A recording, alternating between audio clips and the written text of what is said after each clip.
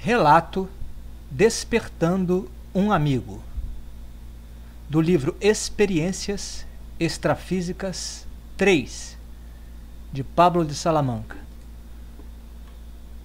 No início de 2006, ocorreu o desencarne de um amigo do meu ambiente de trabalho material.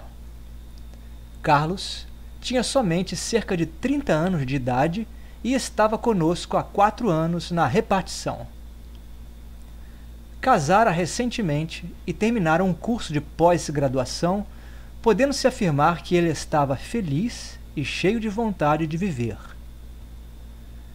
Uma vez Carlos me dissera, numa conversa particular, que não acreditava muito em coisas espirituais, embora fosse curioso sobre esse assunto, desde que se utilizasse de uma lógica racional ou científica para abordá-lo.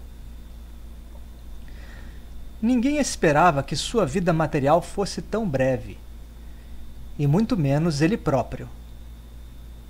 Houve consternação geral quando chegou a notícia de que ele tivera um infarto dormindo e, embora se tenha tentado socorrê-lo, não houvera tempo hábil. Alguns dias após o desencarne de Carlos, eu tive uma informação sobre ele, através da médium e amiga Tetê Souza, no nosso grupo espiritualista. Ele ficaria um bom tempo agindo como se estivesse com sua vida corpórea normal, já que não estava preparado para partir ainda. Inclusive, ele continuaria indo ao seu antigo trabalho para realizar as tarefas corriqueiras de antes. De fato, apercebi-me da correção da informação recebida, pois semanas mais tarde, um colega do serviço, Marcos, me procurou para comentar que havia tido um sonho com o Carlos. Ele narrou-me que havia se encontrado com Carlos e, surpreso, falou ao recém-desencarnado: "Carlinhos, você morreu." No entanto, Carlos lhe respondeu veementemente e de forma repetida a cada vez que Marcos afirmava que ele havia morrido: "Eu estou vivo, eu não morri não." Alguns dias depois que Marcos havia me contado o seu sonho, um encontro no astral, ou seja, uma experiência extrafísica, eu mesmo tive uma vivência extracorpórea, onde encontrei-me com Carlos e tive uma conversa com ele sobre a sua nova situação. Foi uma projeção em que não tive condições de rememorar bem as palavras da conversa, mas recordo que todas as minhas argumentações não faziam efeito em despertar Carlos para o fato ocorrido com ele. Algumas semanas depois, uma colega da repartição, Andréia, sonhou com Carlos. Ele lhe disse, durante a experiência, que apenas passara mal, mas já estava bem, completando: "Agora está tudo bem. Foi só um susto." Andréia era muito amiga de Carlos, mas por ser uma católica praticante tradicional, ficou assustada com a nitidez do sonho, desabafando o temor advindo de sua experiência com Anita, também amiga de Carlos.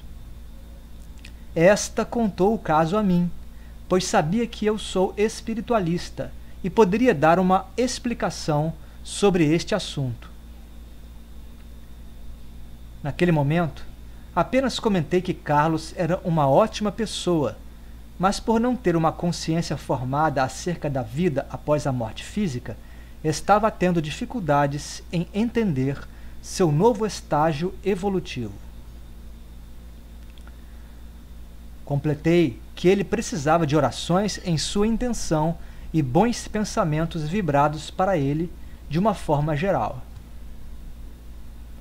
Mais à frente, outras pessoas conhecidas tiveram sonhos com Carlos. Contudo, não pretendo me alongar sobre todos estes casos, que demonstravam a proximidade dele com as pessoas de seu antigo convívio. Em 20 de julho de 2006, alguns meses depois do desencarne de Carlos, tive um novo encontro com ele durante uma projeção astral. Era um lugar amplo, semelhante a um quintal de uma casa. Eu, novamente, conversava com ele, tentando despertá-lo para a sua nova realidade. Num dado momento, apontei para o seu lado direito e lhe disse: "Veja, com este você pode falar normalmente, que ele vai lhe responder, pois é um desencarnado como você." Então, Carlos fez um sinal para ele, um jovem de cabelos claros que estava ali de pé, com as mãos, em comprimento, sendo que logo foi correspondido.